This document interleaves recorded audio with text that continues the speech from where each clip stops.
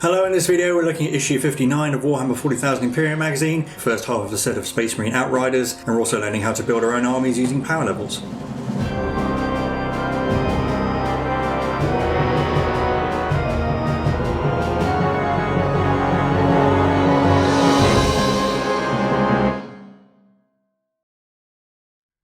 Hello, I'm Mike and this is Will, we are the Tabletop Donkeys. Hello. And we're bringing you issue 59 of Warhammer 40,000 Imperium magazine today. In this issue we got the first of two sprues to build 3 Primaris Outriders. You can't build any yet, so we won't be seeing them in today's game, which you can find using the chapter bars or the time code in the description, but we'll have a look through the issue now.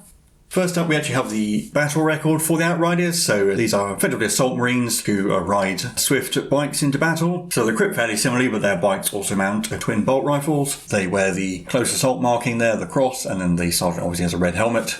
And like other battle records, you can give them names and specializations and origins and so on. Then more background on Space Marines close support in general. So we have the assault intercessors here.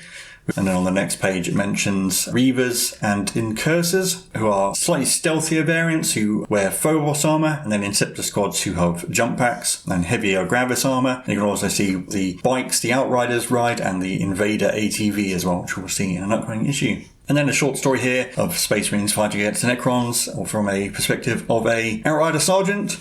And here we have Warzone Villamus. This is about a warband of Chaos Space Marines called the Red Corsairs, led by the Luft Huron, or Huron Blackheart as it is known now, where they were able to successfully raid the chapter monastery of the Marines Errant chapter and steal much of their gene seed. Unfortunately, it condemns the Marines Errant to a slow and inevitable demise because they'll eventually die out. And you can see background there of Huron Blackheart himself, originally the chapter master of the Astral Claws, but him and his chapter fell to the worship of Chaos. Now we have Ephrael Stern, a prominent Battle Sister character, known as the Thrice Born because she has died and been resurrected multiple times, also known as the Monofuge as well. And she travels with her companion, an Eldari, a former Harlequin called Kiganil, and they travel around fighting the Voices of Chaos, so obviously her dalliance with an alien has led the Inquisition to take note of her activities. Here we have the build guide for the Outriders. These are pushed together models, but I would say you're probably better off gluing them because you can see there when you're putting the bodies of the bikes together, they have some fairly long pegs which are quite easy to bend and snap off, but otherwise they're fairly easy to put together. So with that over, I'll hand you over to Will, who can tell us some new rules and get into today's game.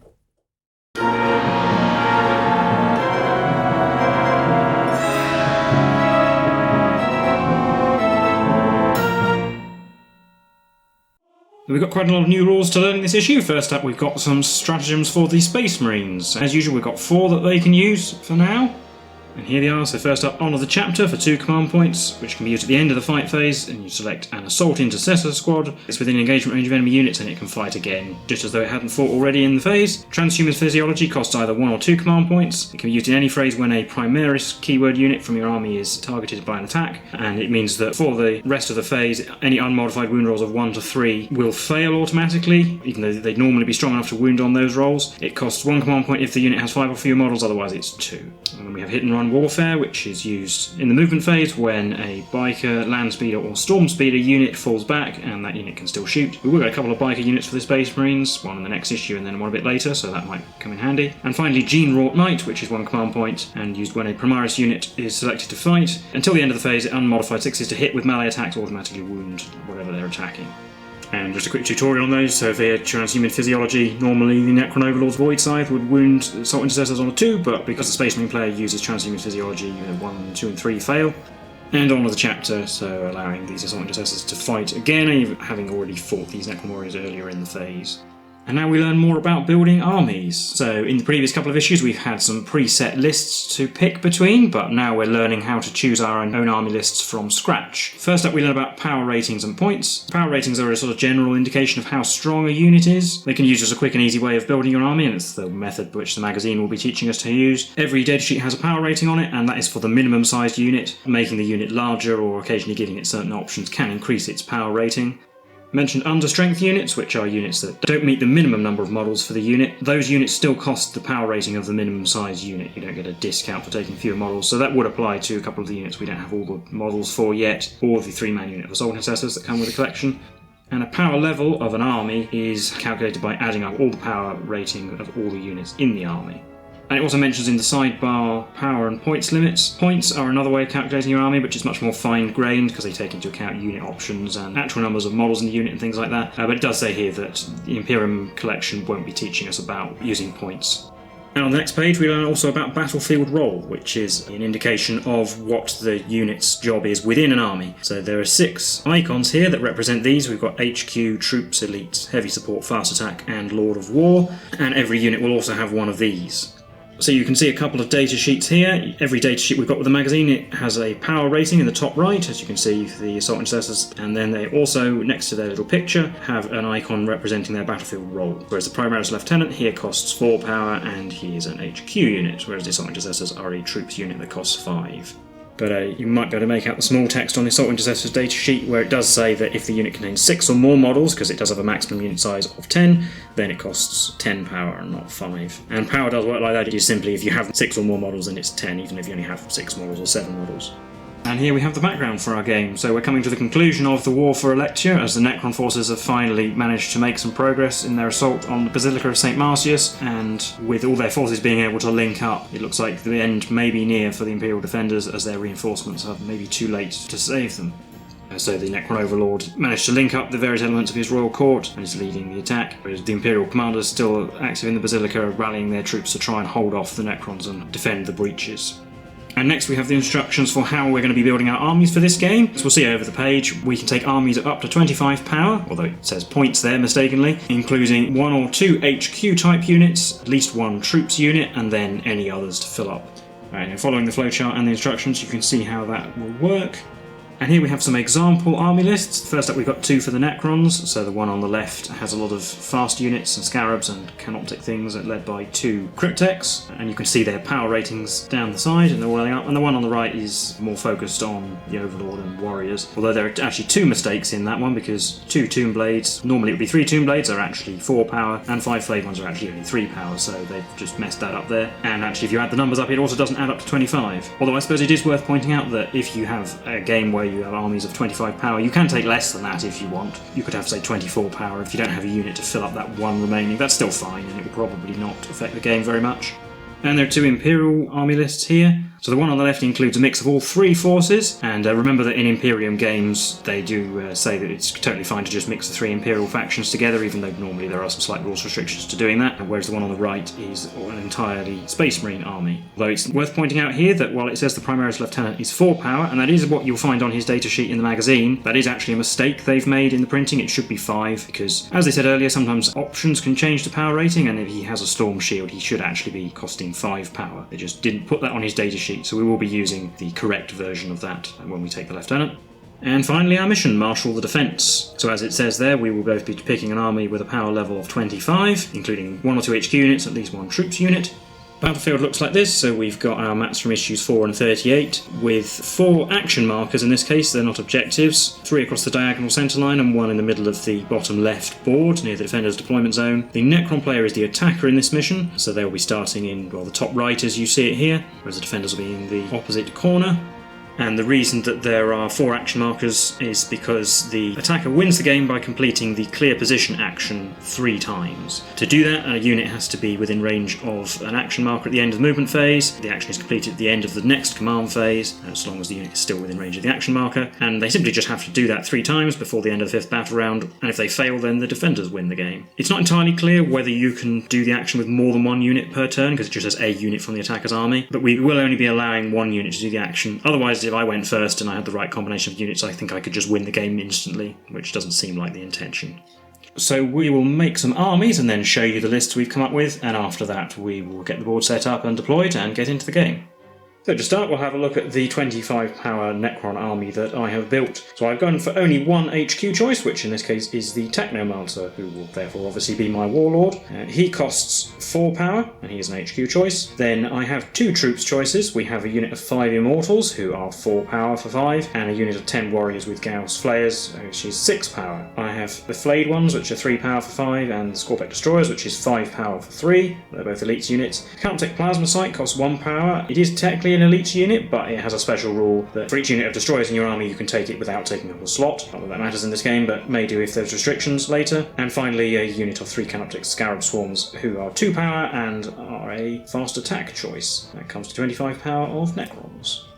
And here we have a 25 power Imperium army that Mike has picked for this game. Yeah, so I've gone for a mix of AdMech and Space Marines. We might be able to show off some of those new Space Marine stratagems. For the AdMech, I've got the Tech Priest Dominus, who's a HQ choice, and then 2 troops choices are the Scutari Rangers and the Cataphront Destroyers. I think in previous games we assumed Cataphront Destroyers are a core unit, so they're technically not, so they shouldn't get the reroll 1 aura from the Dominus. And the AdMech portion adds up to 15 power. Then I've got 2 Space Marine units. I've got the Phobos Librarian, he's a HQ choice for 5 power, and then another troops choice, which is a squad of 5 Assault Intercessors for 5 power, and the Tech Priest Dominus will be my wall. And here is the battlefield deployed our armies. We've spun it round relative to the picture in the magazine so that I'm in the corner where I'm sitting, and we can see the 4 action markers, 1, 2 and 3 across the centre line, and then 4 over by the Imperial deployment. Down here in the Necron deployment zone, we have the Scorpic Destroyers behind the blue container, the Immortals next to them, the Warriors in the front corner of my deployment zone, Technomancer behind them, and then the Scarabs down here. And then in their dimensional translocation pocket, we have the Flayed Ones and the Canoptic Plasma Sight. And the Imperium are over in the Defenders deployment zone. So I've got the Scutari forming a line behind that pipe, got the Phobos Librarian hanging out on this flank, Dominus is behind the Scutari Rangers, got the Assault Intercessors in the middle, and then the Cataphrons on the left. Now all that's left to do is roll to see who goes first. Get it in the box. Ooh, Necrons win. And I will definitely go first with the Necrons, because I don't want to get shot immediately. So on to Necrons turn 1. As usual, we each start with 3 command points. I go up to 4 in my command phase. At the start of the battle round, the AdMech gets to pick a canticle. I'm going to pick Shroud Psalm, so that will give the Cataphrons the benefit of light cover. For my Doctrine Imperative, I think I will pick Protector Imperative, the one that gives you +1 ballistic skill, -1 weapon skill. And then in my movement phase, all of this part of my army have moved up normally, getting closer to the enemy, or in the case of the Scarabs, within 3 inches of action marker 1. It may not look like it, but it is. And they're also in unit coherency again, it looks like a long distance, but that is within 2 inches. And then at the end of the movement phase, they will start to do the action or objective 1. They're kind of out of light of sight of most things, so they're... And the Scorpic Destroyers advanced. They actually rolled a 2, and I spent a command point to re-roll it into a 4, which gets them there, and the Flayed Ones and the Plasma Sight will remain in reserve for now. So then we'll be on to the shooting phase. We'll start with the Necron Warriors, who are going to open fire at the Scutari Rangers. So we'll have 10 shots which hit on 3s. 6 hits, and wounding on 3s. 3. AP minus 1 with their in cover. So 4 save. So that's 1 hit. That. And we'll shoot the Immortals at them as well. 5 shots on 3s, getting 3 hits. Wounding on 3s, getting 2. 5 plus. They both. Technomancer's just about in range of them as well, so he'll shoot them. He has 3 shots hitting on 3s. He got 1 hit, wounds on 3. That's a wound. 5 plus armour again. New, another dead Scutari Ranger. That one. But that is it for my turn. No routers necessary for those Scutari. The Scarabs are doing the action, but it's not finished until the end of my next command phase. And so we'll be on to Imperium turn 1. So in my command phase, I'll go up to 4 command points, but I'll spend 2 to use Data Blessed Auto Sermon, so I can choose 1 unit within 6 of the Tech Priest, which will be the Cataphrons Destroyers, and I'm going to say that they count as having Benediction of the Omnissiah active, in addition to Shroud Psalm for this turn, or until my next command phase. So in my movement phase, the Assault Intercessors are going to move out. The Cataphrons have moved into the gap made by the Assault Intercessors, so they possibly get some of the flames into range of the Warriors, but otherwise have a decent line of sight of those Destroyers. The Scutari Rangers have rearranged themselves so that I can get all of the Riflemen within 15 of the Necron Warriors. And finally, the Librarians move around the corner of this building so that he can get in range to smite those Destroyers. So the Librarian's going to try and manifest Smite in the Psychic phase, and it will hit the Destroyers if it goes off. So he needs a 5. He gets a 7, so that's only D3 mortal wounds. 2. The Destroyer's down to 1 wound. So in the shooting phase, I'll start with the Scutari Rangers. I'm going to spend 2 command points to use Galvanic Volley Fire, because all of the Riflemen are in range of the Necron Warriors. So that'll make them Rapid Fire 2, and they're in half range, so they'll get 4 shots each. So they're all going to shoot at the Necron Warriors, except for the Sniper, who's going to shoot at the Technomancer. So I'll start with all of the Galvanic Rifles. This is 16 shots, hitting on 2s, because they've got +1 ballistic skill, and re-rolling 1s because of the Tech Priest. No 1s, so they will hit. Only wounding on 4s though. So that's only 6 wounds. I've got 4 Warriors who are in cover from the ruins, so I'll do 4 saves on them first, meaning 4 pluses. We've lost 1, and then there are 2 more saves, which will also go on. People in cover. Oh, mate. I've got the plasma not supercharging, hitting on 2s, rolling 1s. They both hit. Wounding on 3s. 1 wound, AP -3. I would have to allocate that to one of the ones who was in cover because they've already had wounds allocated to them. So it would be a 6. No, so another one dead. And the arc rifle would also be within 15, so 2s, rolling 1s. 1 hit. Wounds on a 3. Doesn't wound. That's all the shooting at the warriors, so reanimations for those 2 who died on 5s, re-rolling 1s. We've got 1 back. And then finally we have the sniper shot, so this is hitting on a 3, because he did technically move, but re-rolling 1s. He hits. Wounds on a 3. 6 does a mortal wound in addition. Hey! 6 will save. Nope. D3 plus 1 damage. For 4. 3 damage plus a mortal wound. He's dead. So the warriors look like that, but the Technomancer is killed in 1 shot, unfortunately. There's a destroyer on 1 wound, so the robust librarian is going to fire his bolt pistol at the destroyers. 1 shot on a 3. Hits. Wounds on a 5. It does. 2 plus save, because that one is in cover from his point of view, at least. Oh, that's worth a command point, I think, unfortunately. So down to 2. And yes, I saved it at least. I'll do the Tech Priest Dominus next. He's going to shoot at the Immortals with both of his weapons. They're just about in range. Black dice will be his Phosphor Serpenter, and these all hit on 2s because he didn't move. Serpenter misses, but the good weapon hit 3 times. Wounding on 3s, 6s do 2 mortal wounds in addition. They all wound, and there's 4 mortal wounds. And they don't have any covers, so we're looking at 3 plus saves, which I have to make all of, otherwise the last one is dead. Nope, failed 2, so that's the Immortals wiped out. So that's the entire unit of Immortals gone. I'll do the Cataphrone Destroyers next. One of the Flamers is in range of the Warriors, and everything else is going to go into the Destroyers. I am going to supercharge the Plasma, but I'll just do the Flamers shots at the Warriors first. D6 plus 2 for 5 hits. Wounding on 4s. 1 wound. One in cover still has to take the save, so 3. Survived. I'll do the Phosphor Blaster on the Gravman first, because it's only 1 damage. 1 shot hitting on a 4. Missed. Not going to reroll it. I'll do the 5 grab shots on 4s. 2 hits. Wounding on 4s, I think. 2 wounds, AP -3. So 5 plus for the wounded man who's in cover. He succeeds. And another one. Still alive. And 2d6 plasma shots for 8. Hitting on 4s. Ooh, there's going to be 2 mortal wounds in there. I'll re-roll 1.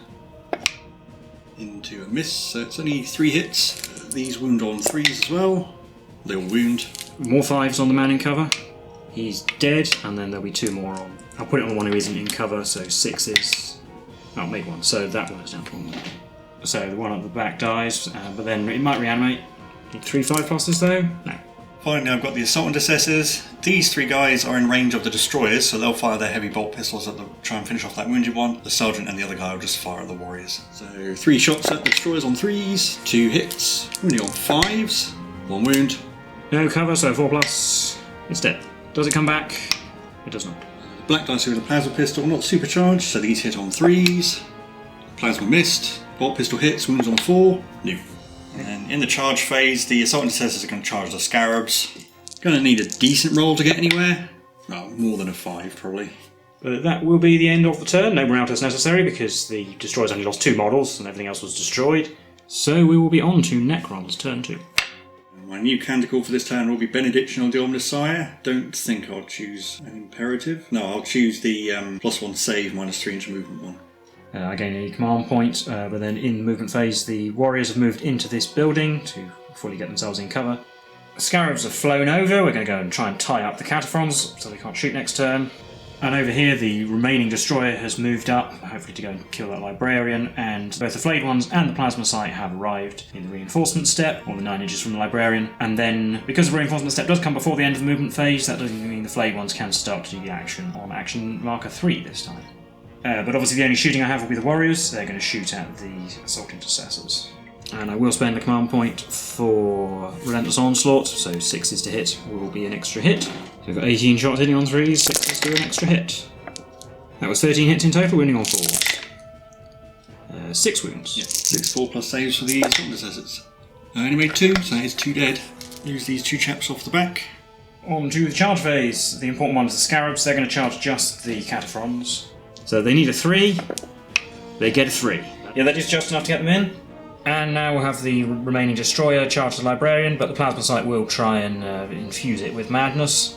So on a 1 it's destroyed, No, 2, it's fine, it gets +1 strength and attacks, and then its charge roll is a 7, which I think is enough. So it'll get to there and attack the librarian through the wall, and that's the only charges, so then the scarabs will pile in round. We can actually get them all in range to attack the Cataphrons. And they have 12 attacks, hitting on 4s, 6s, automatic wound. 1 auto wound, but only 2 extra hits. Normal attacks wound on 5s. Nope, so just the 1 wound. 1 3+ save. Made it. And now the Destroyer, which has 4 attacks, thanks to the Plasma Sight, hitting on 3s, rerolling 1s. Reroll those 2 1s. Getting only 2 hits.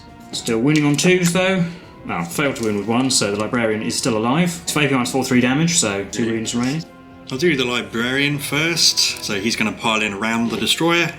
He has 4 attacks hitting on 3s, getting 2 as well. Wounding on 4s. Getting 2 wounds at AP -3. 6s. Nope. 2d3 damage. 4. Yeah, so it's destroyed. And the Librarian will consolidate towards the flayed ones. Finally, the Cataphrons, they can all fight the Scarabs. 9 attacks hitting on 4s. No rerolling because Benediction of the Omnissiah only applies to ranged attacks. I got 6 hits. Wounding on 3s. 3 wounds. 3 6+ armor saves. Nope, 3 wounds to a Scarab base. And then in the check coherency step off the morale phase, the Plasma Sight disappears because there are no Destroyer cult units within 6 inches. But that will be the end of the turn. On to Imperium, turn 2.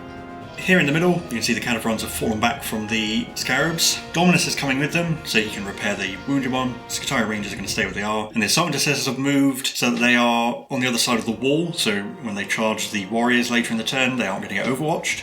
Finally over here, the Librarian's actually going to move, so he's an inch away from the flayed ones. At the end of the movement phase, the Dominus is going to repair that wounded Cataphron. For D3, he's back up to 4. And then in the Psychic phase, the Librarians will try to manifest Smite. Needing 5, getting a 6, that's successful. D3 mortal wounds, a 2. Kills 2 of them, and they don't get to reanimate because that was not a shooting or melee attack. Take off those ones because the Tech Priest Dominus might not be able to see them anymore. So in the shooting phase, we'll do the Scutari Rangers first. They're going to shoot at the Necron Warriors, except for the Alpha, who's going to fire his Blast Pistol at the Scarabs because his pistol's not in range of the Warriors. Not overcharging the Plasma. So I'll do the Blast Pistol first. D3 shots for 3. On 3s, rerolling 1s. 2 hits. Wounding on 3s.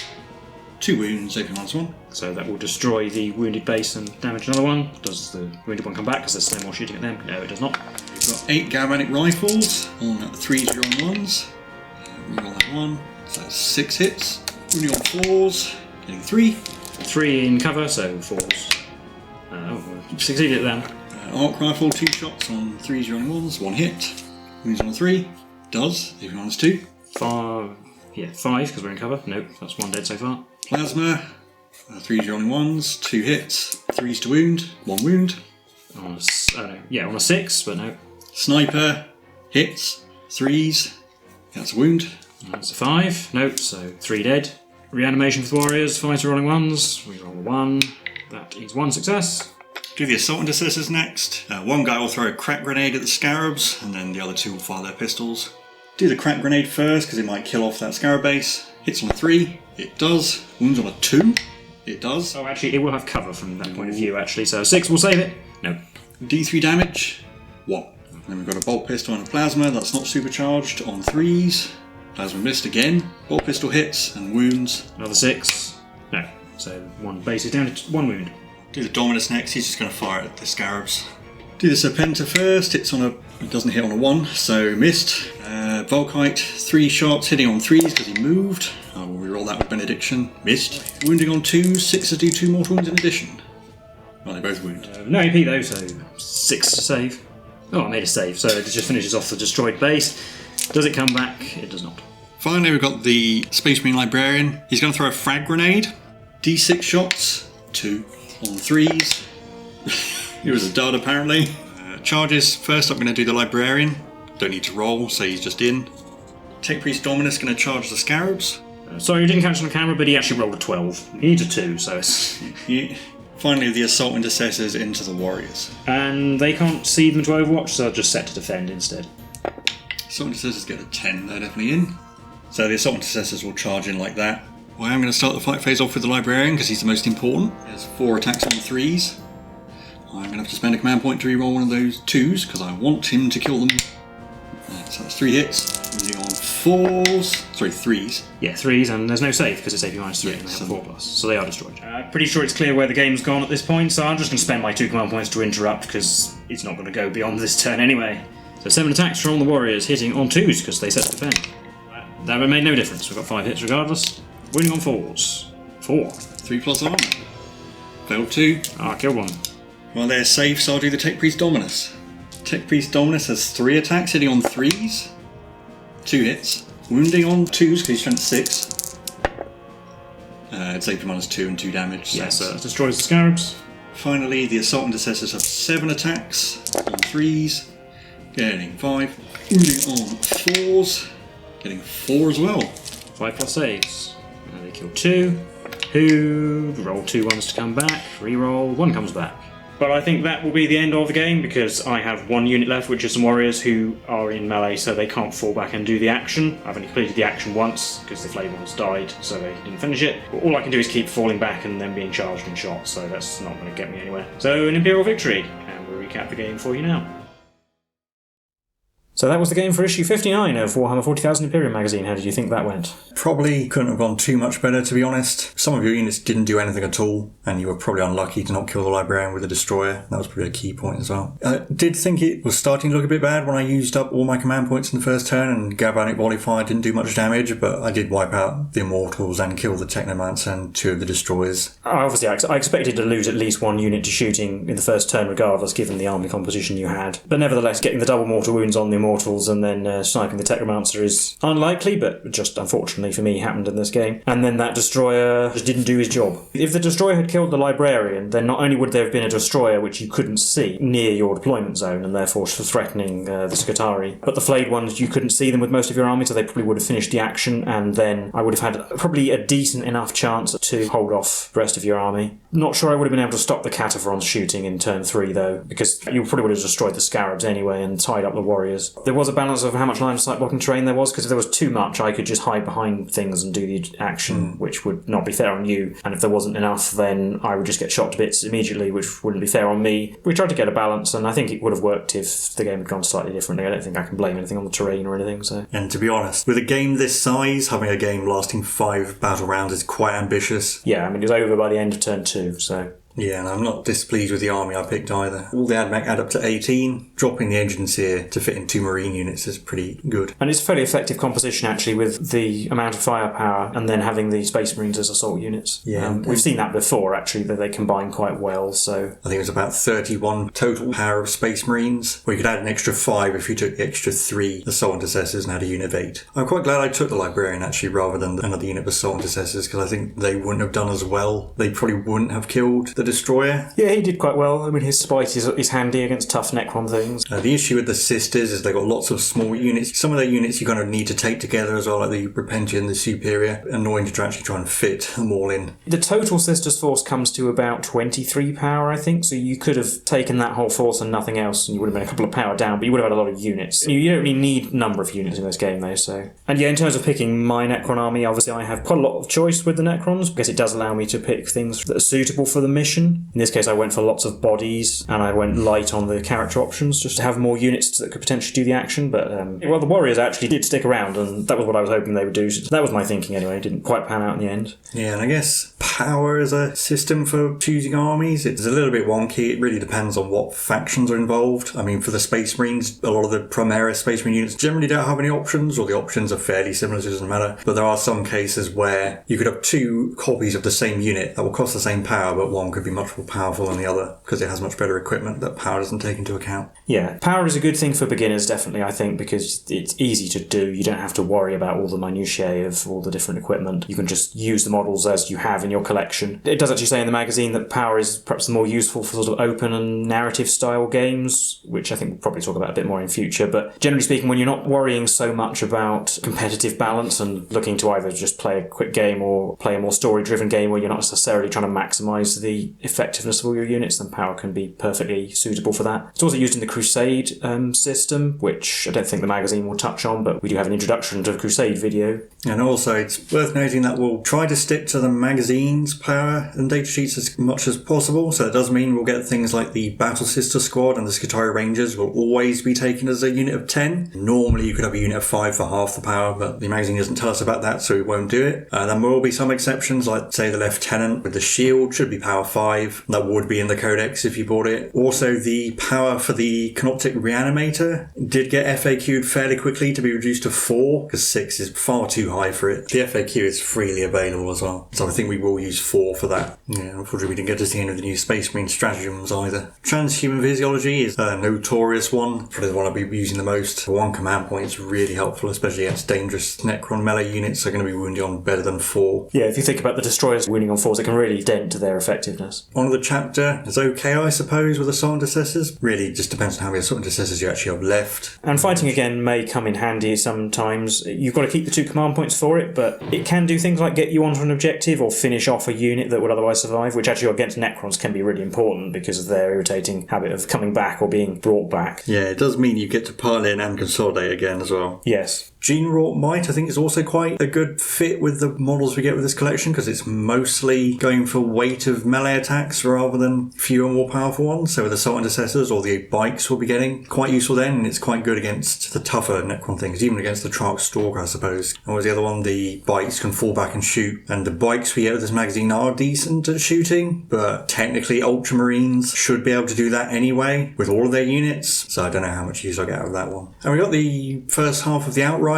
and you can't actually build any yet. And I think I did mention in the build guide that the little pegs you use to hold the 2 halves of the bike together are perhaps a little bit too flimsy, so they did end up cutting those off and just gluing the 2 halves together normally. They also have a sort of irritating line down the middle because they come in 2 halves, and so if you don't want that to be visible, you will have to fill that with something like modelling putty or file it down. Or you can melt a bit of spare plastic sprue with some plastic glue and then fill it in with that. But anyway, I think that's it for this episode and this issue, so let us know what you thought in the comments below. If you did enjoy it, then please leave a like and subscribe. Give us your thoughts on building armies with the collection and in general. We've been the Tabletop Donkeys, and we'll see you in the next one. Bye for now.